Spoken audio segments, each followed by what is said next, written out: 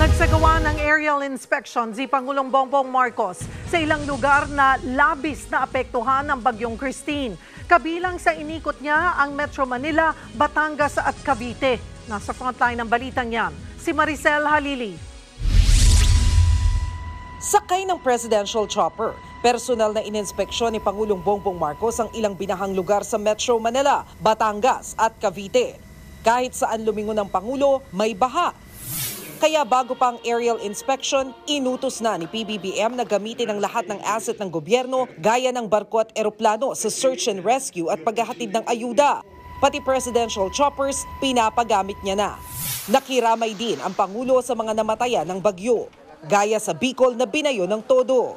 I would like to express my sympathy for our fellow Filipinos who have become victims by Tropical Storm Christine. We are grateful for the resilience, leadership, and proactive measures undertaken by our local government units which have saved many, many lives. Para paigtingin ang search and rescue efforts, pinakansela na rin muna ng Pangulo ang leave ng lahat ng uniformed personnel para hindi kulangin sa tao ang mga re-responde sa mga binaha.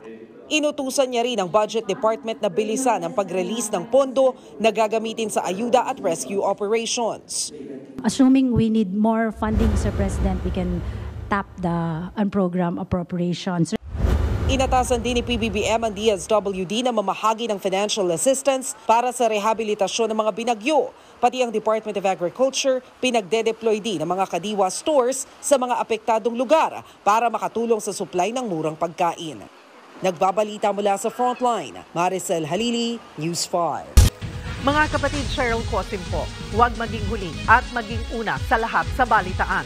Para sa tuloy-tuloy na talakayan sa Frontline, mag-follow at mag-subscribe sa social media pages ng News 5.